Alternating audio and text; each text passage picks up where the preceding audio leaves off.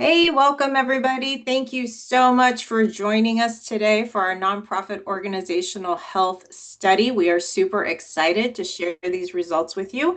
We are going to wait about 45 to 60 seconds or so just to give everybody an opportunity to join and get settled in, and we will get started in a moment. So as you've entered, you are probably on mute. We're going to ask you to stay on mute because we've got about 115 people who have RSVP'd, and that gets complicated when everyone's trying to chat at the same time. We would love to hear from you, but we're going to encourage you to put your thoughts in the chat for today. And as I said, we're just going to hang out for another 30 seconds here or so, let folks get situated, and then we will go ahead and get started. Thank you so much for joining us. All right, welcome, welcome. See, we've got a couple more groups of people coming in through the waiting room. It looks like we're up to about 40, which is great. I think when you do these sorts of events, if you get about half of who's registered, that's usually a really good turnout. So we are getting there. We're going to just give folks another moment or two to get settled, and then we are going to go ahead and get started. While you're waiting, feel free to answer a question in the chat. All right. Perfect. Did you want AI note takers in this meeting? I just wanted to draw your attention to that. Yeah, Leah, let's pop those out because we're taking a recording, so we'll be able to share that back out. Thanks, Wendy, for calling out on that.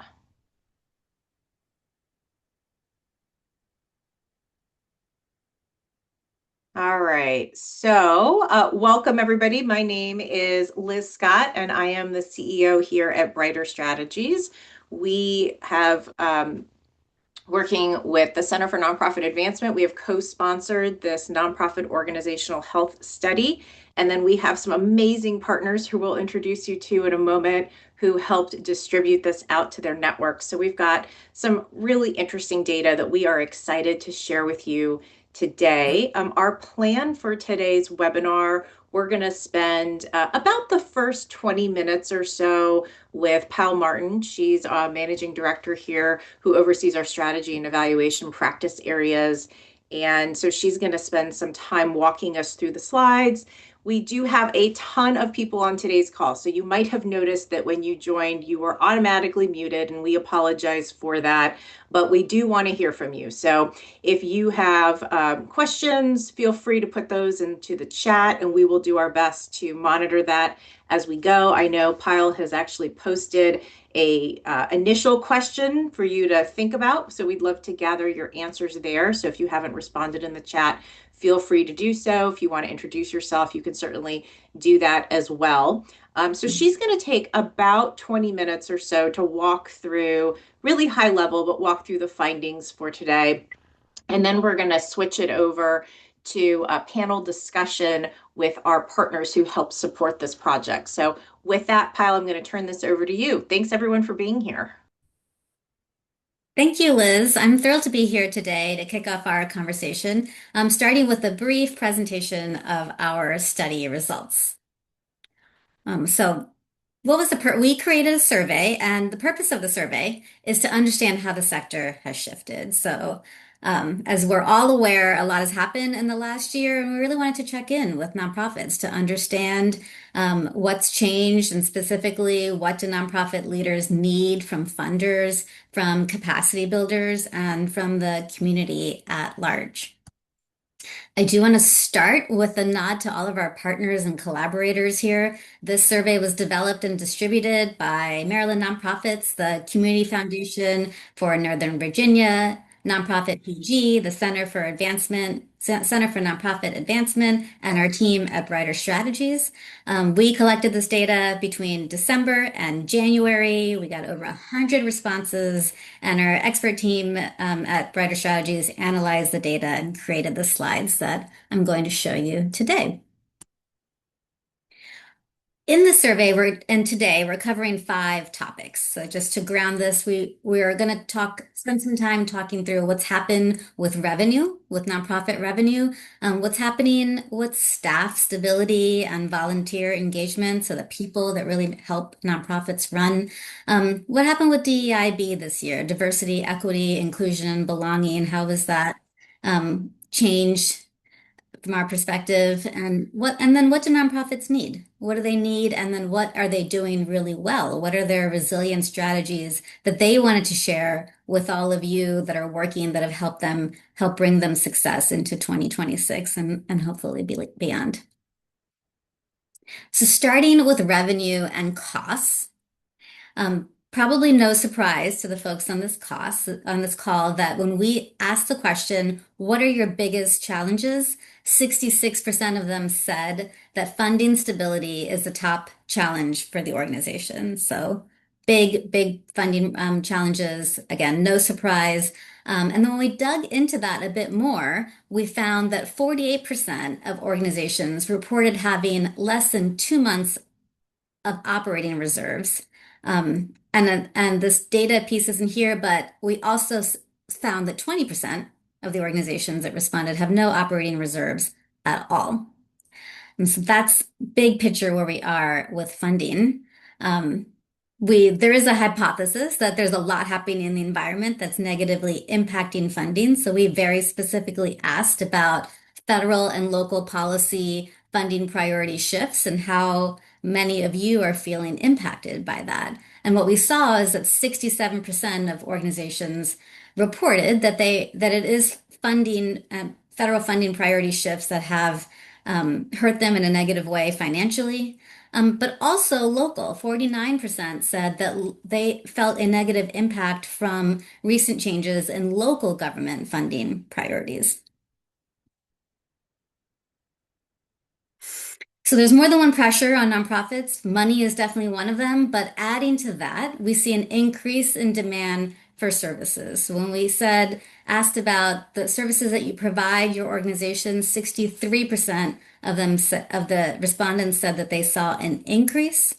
And then added on top of that, 62% saw that not only is funding decreasing, but their operational costs have been increasing as well.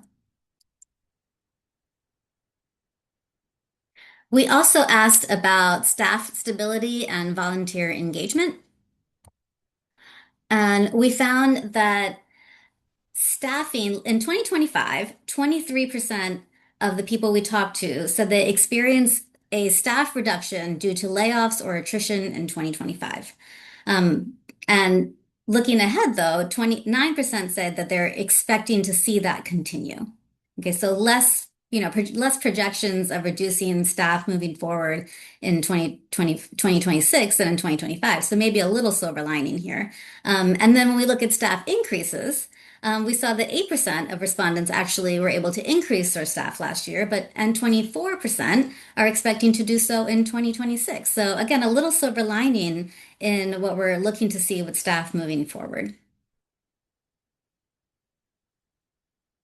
When we dug into questions about their challenges with their people, their greatest assets of an organization or people, and we said, what's happening with your people that's challenging you? And 53%, to no surprise, talked about compensation and competitive benefits, the difficulty in providing those as being a major challenge.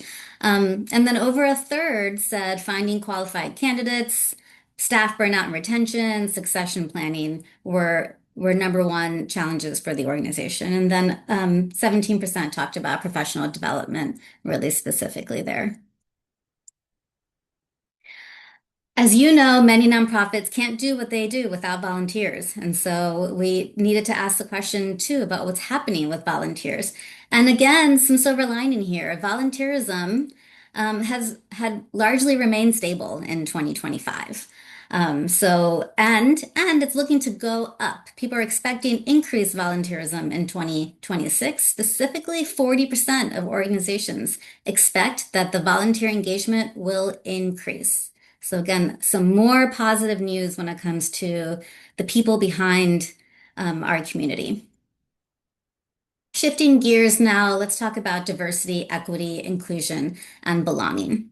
As a community, much of the efforts around DEIB are based on this premise that if we represent the communities we serve, we will be better equipped to serve them. So we asked both of those questions, and this is what we found. In terms of representation, we found that 57% of respondents said their leadership aligns with the racial composition of the people that they serve. 62% said their board aligns, and 72% said their staff overall aligns. When we asked the bigger picture question, do you feel that you are well equipped to work with the diverse populations that you serve? Almost all of them said that they are.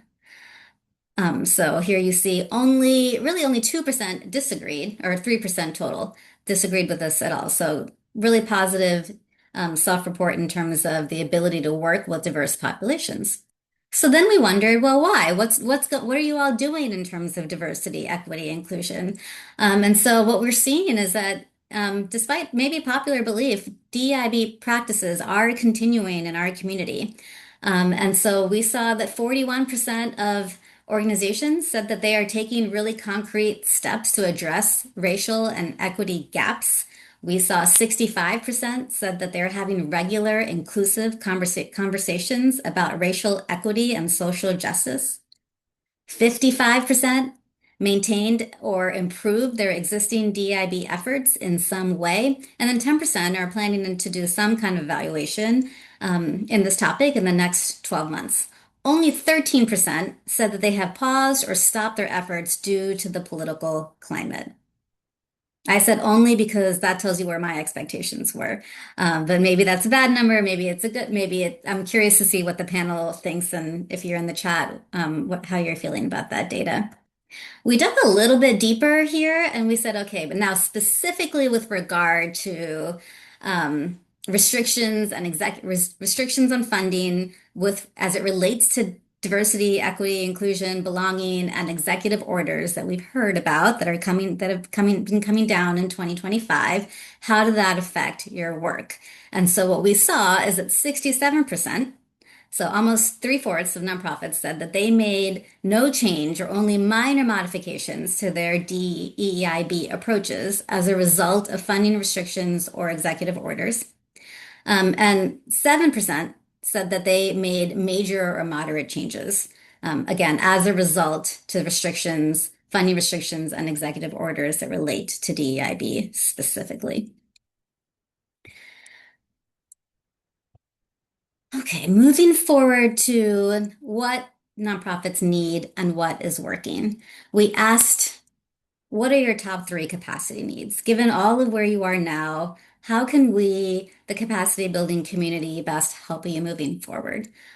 So again, first one is probably a surprise to no one. Funding strategy development, the number 1 need, but very close behind that, marketing and communications support, getting the word out about their services, their organization, and then board development and governance training. These were the top 3 needs. And then not too far behind, strategic planning, facilitation, and then leadership and executive coaching. And so I'm just going to pause on this for a moment. For those of you that are capacity builders and funders, this is what the nonprofit community has told us that they need right now. And then finally, we asked them, what did you do in 2025? What were your resilient strategies that were helpful and that you found successful?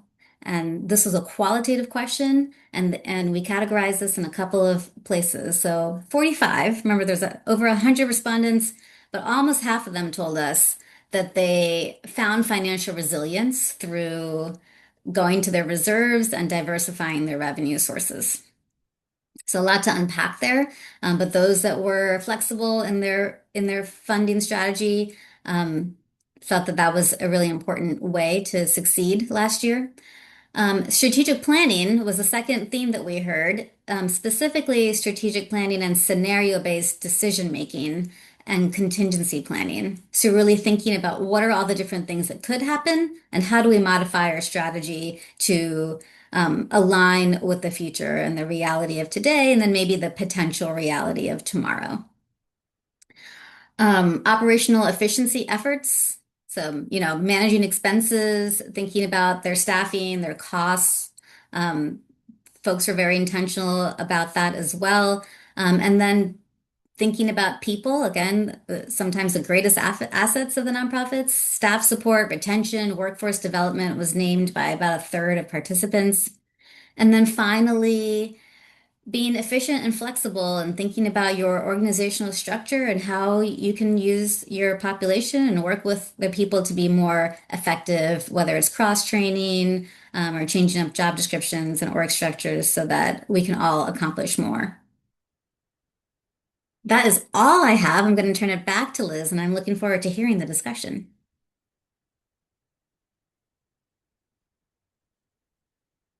Oh, and I am on mute. There you go. Thanks so much, Val. That was some really great information and so much to unpack there. So we are going to invite our panelists. So I think we've got them pinned here, Leo. And we're going to invite our panelists just to take a moment to introduce themselves. And then we're going to do a little bit of a deep dive into our results here. So I see we've got Glenn and Gabby pinned first. So Glenn, we'll start with you, and then Gabby will move over to you if you just want to do a really quick 2-second introduction as to who you are, and then we'll delve into some of the questions that we wanted to talk through today. Awesome. Thank you, Liz, and thanks again to all the partners for joining to make this happen. I think we have a really diverse group and a representation of the entire sector in our region. So great data, and I'm looking forward to giving some feedback. Glenn Ogilvie, I'm CEO at the Center for Nonprofit Advancement, and again, delighted to be with all of you today. Thanks, Glenn. Gabby, and then Tiffany. Hi, good afternoon, and thank you for having me here, Liz. My name is Gabby Webster. I'm Director of Donor Relations here at the Community Foundation for Northern Virginia. So happy to be representing this part of the region and sharing in this work. Good afternoon. My name is Tiffany Turner Allen. I'm the Executive Director at Nonprofit Prince George's County. Glad to be here as well. Thank you. And then Wendy. Hi, everyone. I'm Wendy Wolf. I'm the Director of Strategic Engagement at Maryland Nonprofits. I'm also a licensed consultant with our Standards for Excellence Institute. Thanks so much for having me, Liz. Absolutely. I am excited to have this conversation with you all. So thank you for being here. So my kickoff question for you, when you first saw the survey results, what stood out for you the most? Was there something that you felt validated or confirmed, or were you surprised by something? Just any sort of general thoughts around that? No, yeah, we were talking a little bit before the webinar started. At CF Nova, we have Insight Region, our Center for Regional Data, and we put out a report last year in September that kind of did a snapshot of the industry last year in March when these federal cuts were kind of happening and saw a lot of the same data reflected. We saw only less than 30% of organizations had reserves for over a year. So to see that that hasn't improved much is, concerning. I would add to that nothing stood out. It all seemed very on par with what we had been seeing actually for quite a bit of time, even before we got to this particular moment, right? So some of these same challenges our nonprofits have been sharing, and we have been conveying to funders and in working meetings and groups for several years prior to getting to this moment. So it was very much so on par with what we had already been seeing and hearing. Yeah, I know for us here at Brighter Strategies, there was definitely not surprise, but it confirmed some of the things that we were hearing from folks. So for sure, the data, one of the things that Pyle shared, which I think is interesting, that 66% of organizations cited funding stability as their top challenge. And that is one thing within itself, but also 63% said that they think they're going to have an increase in demand, or they've seen an increase and they think that's going to continue. So funding challenge, and we have more work that needs to be done. So I'm wondering, Glenn and Wendy, how is this tension showing up with the organizations that you all are working with and that you're finding in your ecosystem? Yeah, I'll jump in on that, and let me confirm and sort of tag on to what we've heard already after looking at this data. I think we were disappointed, but not surprised, similar to Gabby. And what we saw and recognized is that we've been doing this for a long time. This may be the fourth sort of study and survey that we've done. And it's a lot of the same. It's the Great Recession, it's the pandemic, it's now the executive orders, but nonprofits being forced to do more with less. And that was the disappointment. But the silver lining for us is that we feel prepared, unfortunately, because we've been operating in crisis for so long. What we're hearing from our organizations and what we're most concerned about are the people. And it's interesting that this is a health study, right? We're thinking about the mental health, the wellness, and well-being of the people working in the sector who've gone through all of these crisis situations and have to sort of pull themselves up once again to go through another round of a storm. So all of that collectively helps us to really want to band together. And I'm excited that we're all on this line together and collaborating to really bring a wraparound support system to all the organizations in crisis and challenged. And I hear here on that one, Glenn. I think for me, it's a little bit disheartening that the story remains the same. And Glenn, you said it really perfectly. You queued me up perfectly, because something I've been thinking about and talking about a lot lately is nonprofits have to stop thinking that they're weak businesses and that they're not strong businesses. They are businesses with infrastructure, with revenue, with expenses, with needs. And the sense that we don't have robust plans for generating unrestricted assets. So unless philanthropy changes how they do everything, right? How they fund us, and that they fund more operating things and things that we need, technology, HR, benefits. So unless that changes, or even if that does change, we have to figure out a way that we can really generate the dollars we need to pay people properly. That is something I've been saying. I'm not going to stop saying that. I've started saying it even more carefully, because I've been in a lot of circles where folks are saying, hey, we can't pay people, but, well, if we can't pay people, well, but, and I just think we have to stop. We have to stop this nonsense together. We have to figure out a way to get the money that we need to have strong businesses. We are 10% of the workforce in the state of Maryland. Sorry, Virginia, I don't know the data for you, but We have data for Virginia that yeah, I I can know share. you do. I just don't know it. So the thing is, and I'm sorry to blast all of this at once, but for me, what really spoke out and what we're seeing is we've been doing some scenario planning, but how do we really change from this idea that we're charities to we are strong businesses that operate, that employ people, and that trickles further and further on throughout every single place that we live. So that's enough for now. I love that, Wendy, and it's a perfect setup for where we're going in this conversation. So thank you for that. There were three, the report, there's so much there. And just so folks know, after the webinar, you will get a recording and you'll get the full report. So Pyle only highlighted a couple of the different elements, so we'll send the whole thing out to you. But there were three areas that we wanted to highlight as far as this panel conversation goes. And also, for those who might have joined late, feel free to put any questions that you have in the chat. We'll definitely try to get to some of those towards the end. But the three areas that we wanted to hone in on a little bit, one obviously is revenue and financial health, because that was one of the loudest areas, and I think a place where we can all create some impact. The second, Glenn, to your point, was really around staff capacity and well-being, and we want to dig in a little bit there. And then the third one, and I see there's already comments in the chat around the third one, is digging a little bit more into the DEIB work and community alignment. So that's where this panel is going to go. We're going to spend about 2 or 3 questions in each one of those areas. But if something speaks to you and you're in the audience and you want to put something in the chat, feel free to do so. So starting off with the revenue and the financial health piece, and Tiffany, I think this is something that you said in your intro here, but we were talking about just the amount of operating reserves that groups have. And so nearly half of the respondents said that they actually have less than 2 months of operating reserves. And so I'm wondering, and this question isn't for Tiffany specifically, so anyone who wants to jump in, feel free to do so. I know somebody mentioned it in their intro, but what are you advising organizations to do right now around protecting their own financial footing and sort of thinking about themselves as a business? And we have to protect ourselves because the economy goes up and down, and infrastructure gets impacted, and funding changes happen. So what type of advice are you giving, or what are you hearing from organizations as far as how they are shoring themselves up or protecting themselves for what might come in the future?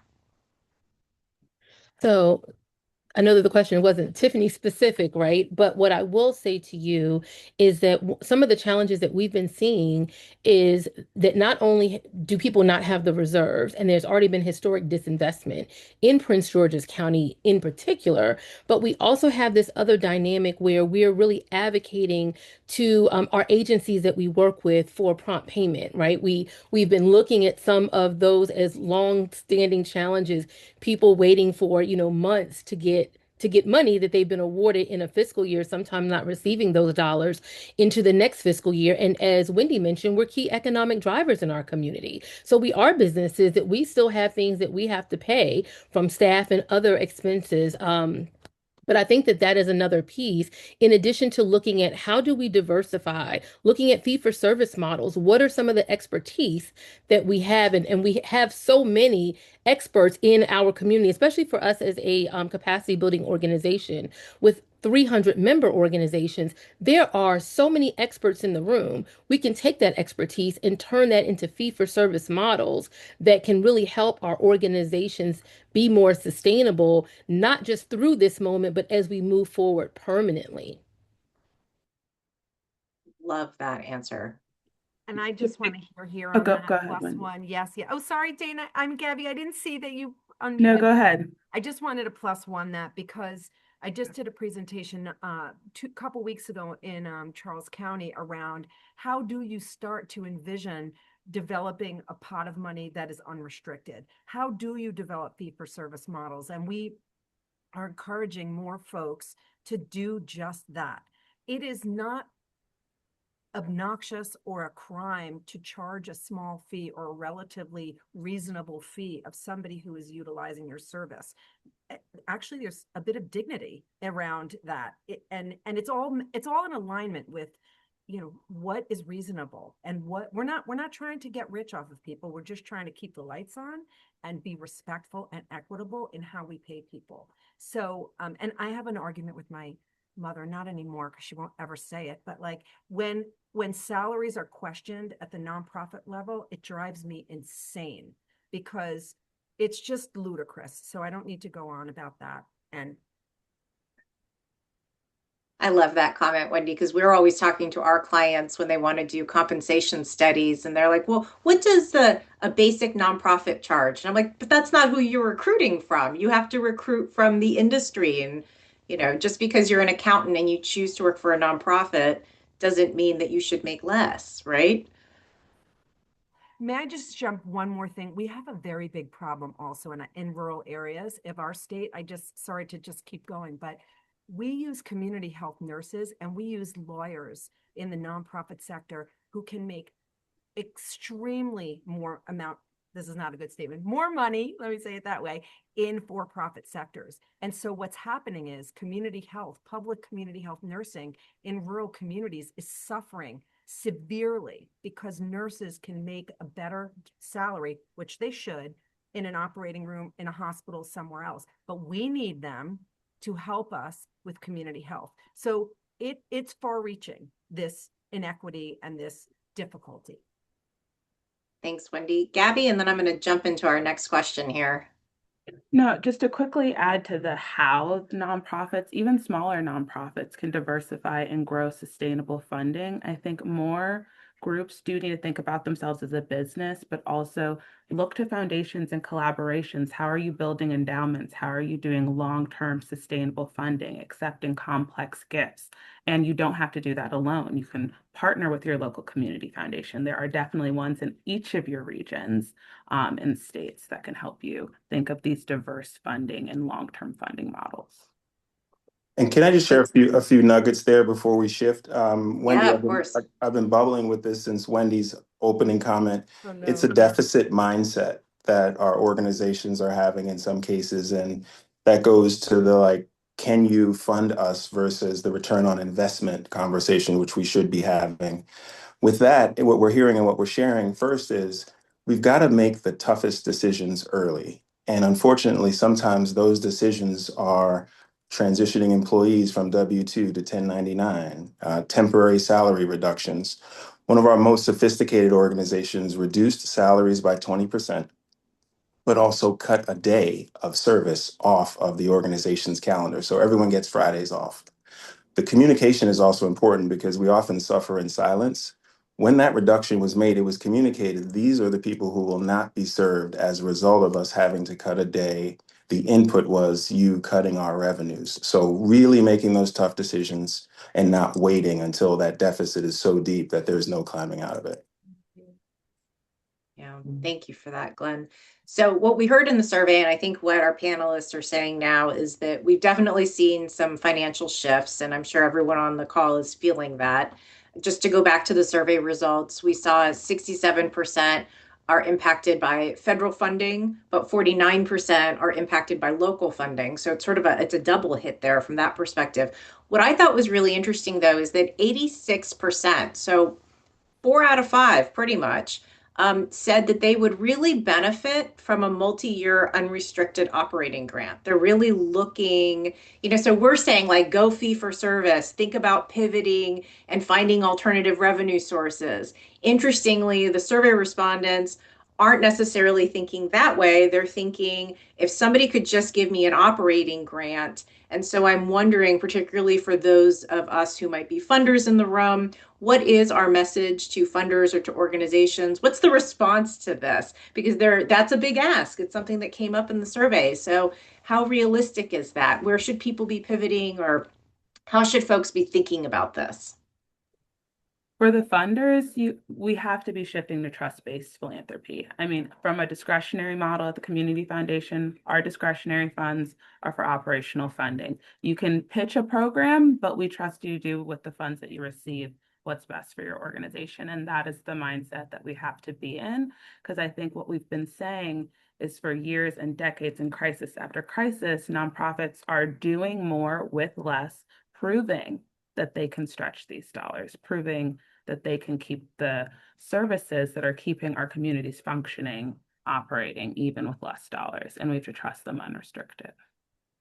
Thank you, Gabby. I absolutely second that. That's something that many of us have been having that conversation for some years now with funders, and we've been at the table and we've been making that ask. And so I think it's a both and approach, Liz, as you were mentioning, we're talking about fee for service, but when people are saying, well, we're looking for multi-year funding, yes, we would still like that, right? But if we don't get it, and in addition to, we still need to do other things. Like Glenn said, we've operated so much from this deficit scarcity mindset, and that has to shift. And it has to shift not just in our thinking, but in our planning and our action and our interaction with one another as we look to collaborate and think of new ways of being, because we are in a time that we never expected. We never knew what this could look like. And we're here, right? So we're here. And a lot of the suggestions that we've made over the last 2 to 5 years that have not necessarily either been implemented or have been in kind of a thought place, like we've continued to talk about it, it's time to implement. It's time to, as you say, provide trust, do trust-based philanthropy, because everything's not going to always be 100% right. It's not going to always work, but let's try it. Let's see. If it doesn't work, we come back and we review and we realign, we reassess, and then we try something different. But we spend so much time in this kind of, when they talk about analysis paralysis, we spend so much time stuck that we're not moving the needle forward. And I think that that's something that we need to think about, and not move beyond thinking about it, implementation. Yeah.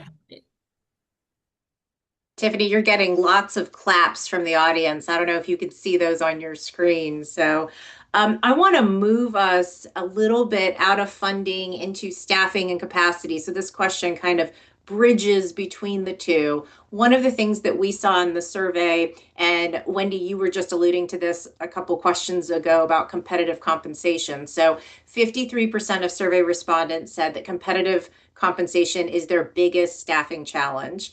And 51% said that moderate burnout, so being able to keep people, so getting them in the door, but then keeping them. So I'm wondering here, as we shift a little bit from funding into staffing, what are some of the strategies that you're seeing organizations use to retain talent, to be competitive? And if we can't be competitive on salary, are there other strategies or tactics or things that we could be thinking about as a sector? Well, if you don't mind, I'm just going to jump in briefly and share that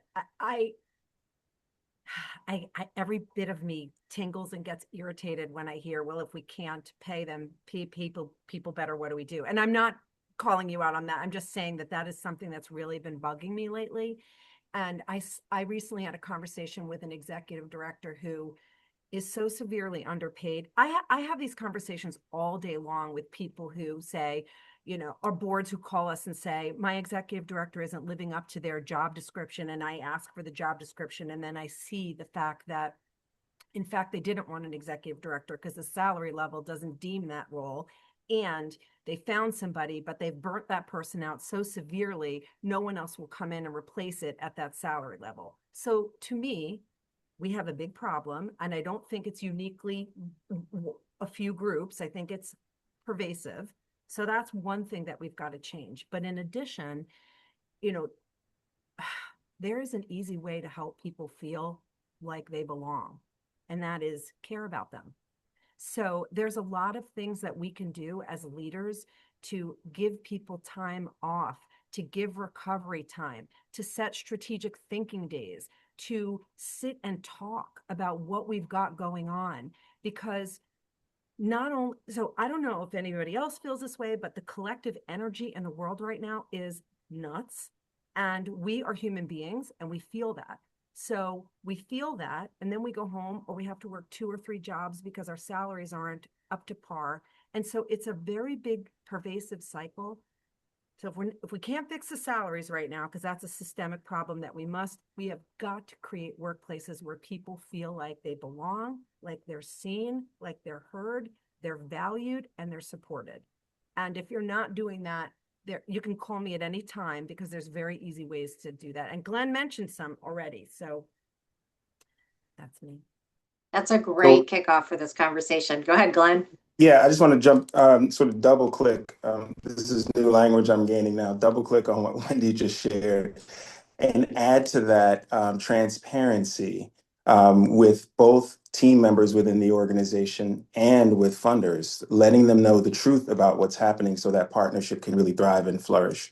The transparency for team members is around goal setting, right? So you may not be able to pay now, but is there a bonus structure later? And is that tied to goals that we are collectively working toward to scale the organization? So that transparency, I think, is super important.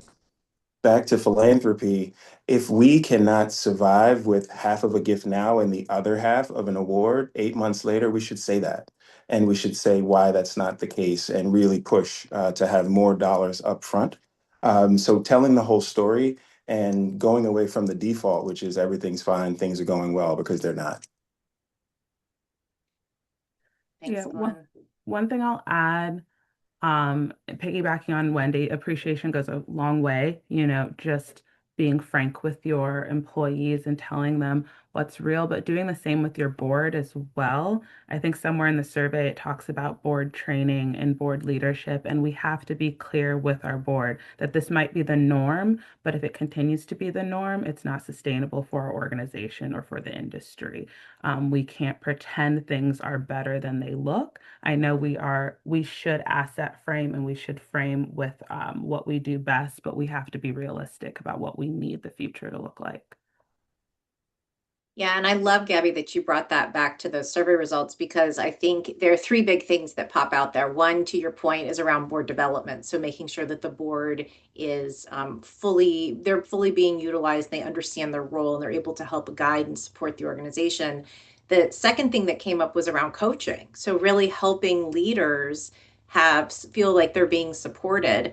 And then the third thing was around professional development. And I think those are interesting additions to this conversation, because often when budgets get cut, what are the first things that we pull? Coaching, training, board development, and those are the things that really help drive a lot of this long-term sustainability. So as we think about the sector and we think about the demand is going to continue to rise, but we're seeing in general staffing might remain flat. partially due to funding, partially due to some of the other elements we've talked about, it does mean that it creates the possibility for a mismatch. And we have to think about how are we going to be sustainable in the long run and not just think about what's happening over the next, 3 months or 6 months. And I think you all have pointed out some great thoughts there. Any other thoughts around staffing or capacity before we move into our third topic, which is DEIB?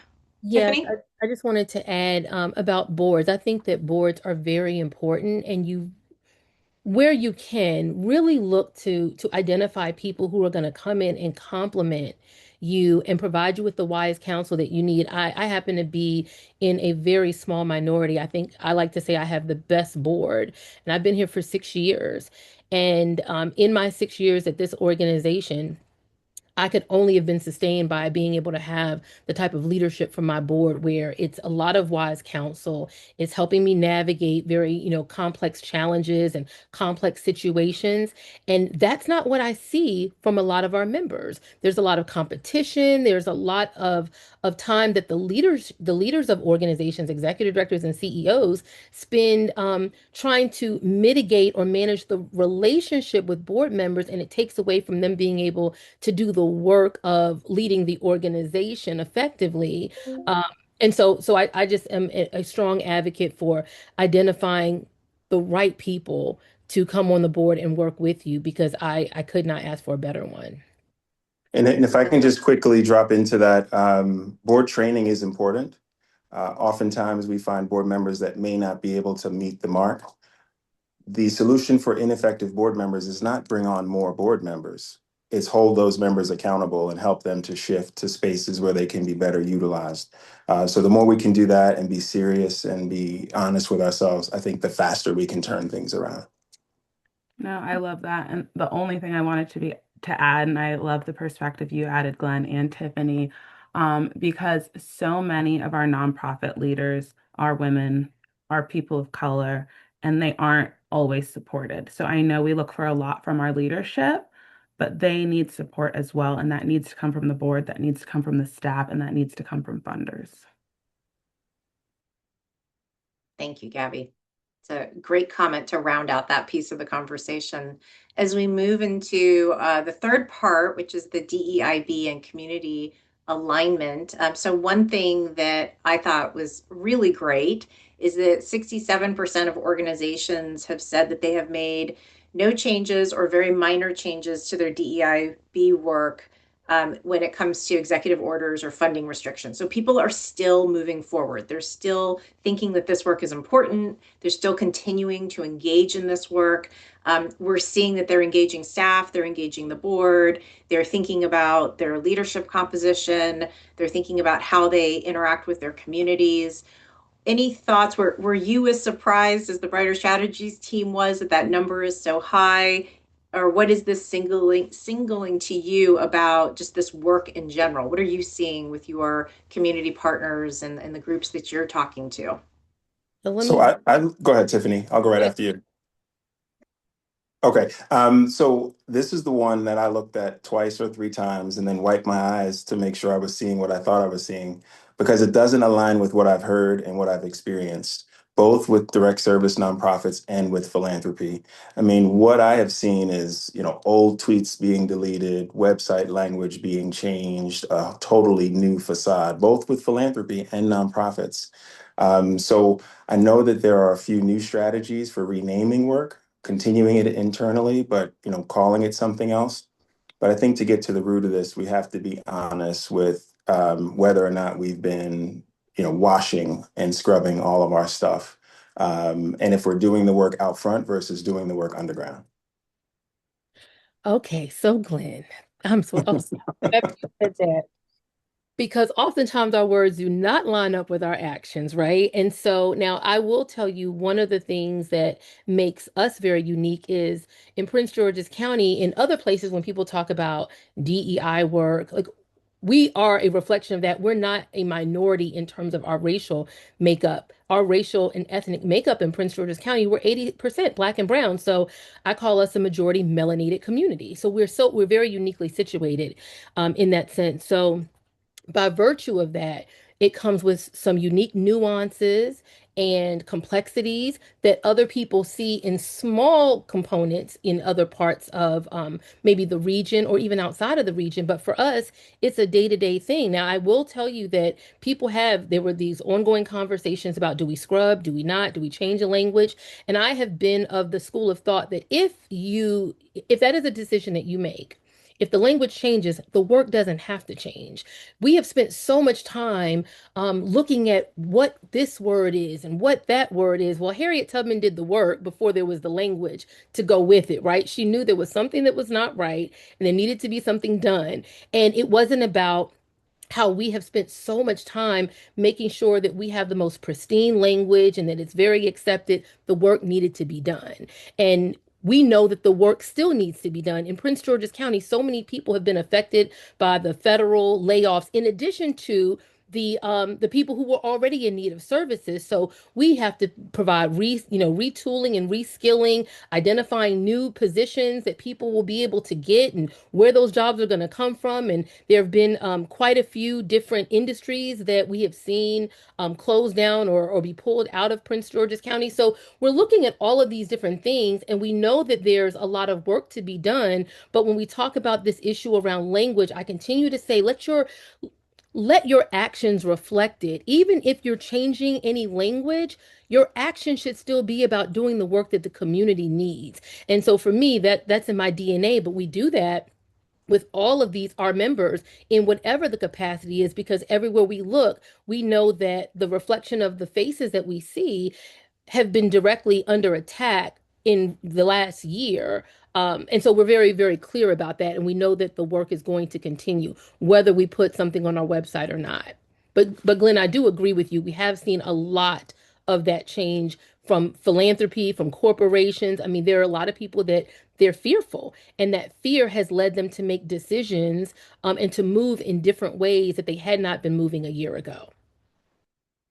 And I would just say at Maryland Nonprofits, I'm just going to speak for us for a minute. Right after that first executive order, our board said, we are not changing a word. We're not changing a thing. And we encourage in every single strategic planning engagement that people still do. In our opinion, an organization's identity is not just your mission, vision, and values, but it's your equity statement. And we're not erasing that, and we're not stopping. I guess we're fortunate because we don't get any federal dollars, so there's not a real the whole thing is ridiculous. And so we're not going to move backwards on something that we've all worked so hard. We were right at the place where there's a lot more work to be done, but so much good has happened in the last few years. Well, prior to January 2025. And so we're not stopping. We're not going backwards. We're going to keep moving forwards, and we're going to keep being very bold about our conversations. And so that's what our Maryland can, expect from this state organization. And we're going to hopefully lead others down the same path. And all of our standards for excellence educational packets were just reviewed for diversity, equity, inclusion, and belonging to make sure that we're using the proper language, that we're not doing anything that seems too white supremacist, too privileged, too, what's the word? I don't know. I can't think right off that. Anyway, we've done that, and we're going to keep doing it. And you can count on us for that, because for me, that's an example for that small percentage that did change, which I don't know why they did and why they pulled back. But to me, that's quite disheartening, because we, as this social sector, owe it to our people we serve to stand up, be brave, and be bold. And we're going to continue doing that. And Liz, I'll just drop a coin into the evaluation and measurement bucket, which I know you appreciate. And you and Pyle and the team at Brighter Strategies. We do. We really do. I think work without measurement, work without evaluation, and sort of really intentionality is just movement. So as we do this work, we've got to be intentional. We've got to evaluate it and adjust as necessary so we can really have the outcomes that we're looking for. Yeah, I so appreciate these thoughts. Gabby? Yeah, the only thing I'll add, when I was looking at these statistics, it didn't surprise me because, to Wendy's point, our mission, our vision, our values, they drive our work. So that's not going to change dependent on an executive order. But the other thing that struck me is some organizations, maybe they can scrub their website, they can retool their words. But to what Tiffany was talking about, some populations, it's in their name, it's in their mission, it's in their makeup, it's in what they do. So I just think we need to keep that at the forefront of their mind. Some of us may be able to soften the language and keep doing the work. Some of us are not privileged in that way. And from a community standpoint, community foundation standpoint, equity is in our mission. Our vision is to build a Northern Virginia that works for everyone. We are non-political, nonpartisan, and will continue to be driven by that mission and value statement. But we need to think about all of the populations and communities that we serve and the different privileges that we take into different spaces. I think that's a great segue into, so that I will say, when I saw that 67% were continuing their work, I was surprised. That's not what we're seeing necessarily from our clients or what we're hearing in our communities. But the silver lining for me was there was another stat in there that said that 89%, that's really high, almost 90%, said that their staff, they feel that their staff is well equipped to deal with diverse populations and that they have integrated this thinking. So the language pieces and the training pieces, they feel like they've integrated this into their work and that they're being mindful of it. And to me, there's a silver lining in that. So I'm wondering, as we think about what progress looks like over the next couple of years here, or even the next 6 months, what do you all see as the biggest opportunity for advancement here? What advice might you give someone who's still on this journey and thinking about, what the right language is or what the right approach is? Any thoughts around that? I would just jump in and say partnership and collaboration. I think a lot of us do the work in our own silo, and we are averse to partnering with others who've been doing it for a very long time. And I think as we partner, we kind of get ahead, leaps and bounds of the time it would have taken us otherwise. So partnerships and collaboration, not working to or looking to reinvent it all, but to align with folks who are already doing it because there's impact and there's strength in numbers. Yeah, absolutely. Any other thoughts? I mean, it's not my business to say, but don't be so afraid. Like, sorry. I don't feel like we can step 1 minute away from becoming a more equitable society and a more equitable place. And so be bold, have strong boards, get board support behind you, and stand up and be brave.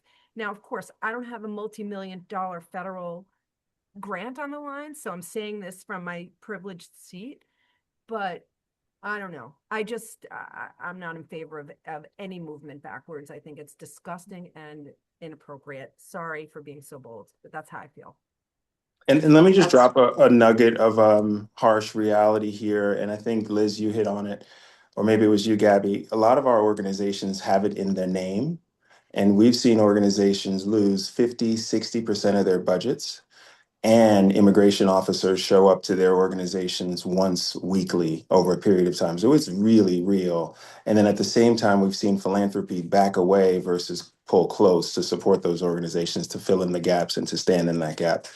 So the more we can do to support each other and to align collectively and together, the better.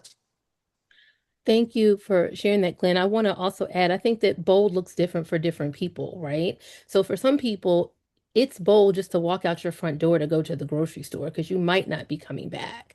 That's a very bold move for them. And it looks, so we have to understand that bold looks different. So what I see someone else do may not necessarily be my level of bold or Wendy, your level of bold, but bold is going to be we just need to really keep that in mind because we're not going to always see what bold looks like because it's not always out front and center. So thank you for sharing that, Glenn. And I just wanted to add that piece. And you're Thank you welcome. so much. And that's a great transition to our last question, and then we'll open it up for Pyle if there's any questions from the audience. So when we think about being bold in our own way, and we think about all the data and the conversation that we've had, what gives you hope when you're looking at this data? What piece of advice might you give, or is there a message in this? Is there a way we can be resilient? What's the thing that we want to leave our audience with today? And I'll give you each just a moment to share that thought, and then we'll go to our audience to see if we have any wrap-up questions.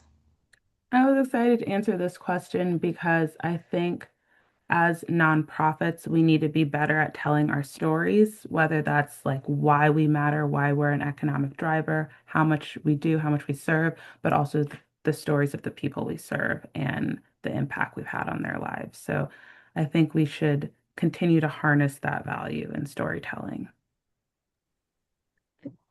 I want to jump in. Thank you, Gabby, for that. I wanted to add, as a capacity builder, the importance of capacity building. So it's beyond just the funding.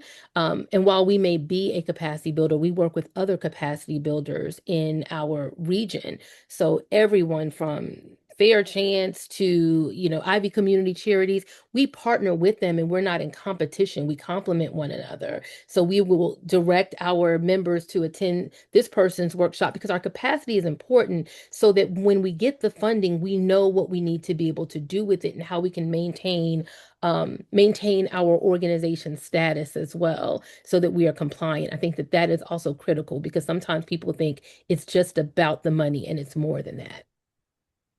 Good insight. Thank you, Tiffany. Wendy and then Glenn. Sure. And first of all, I really thank you so much, both Glenn and Tiffany. Tiffany, your description of being both, I really, really appreciate that level set. So I'm grateful for that.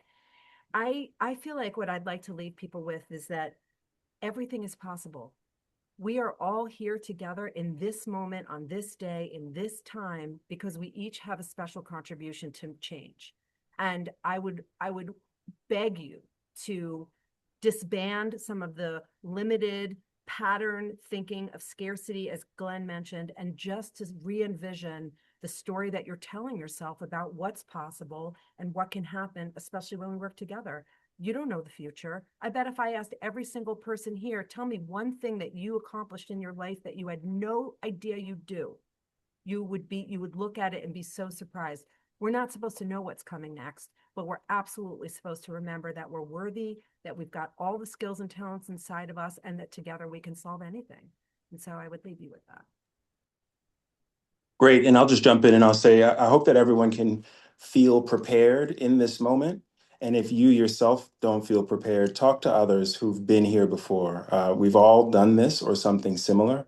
Make the tough decisions early and as quickly as possible.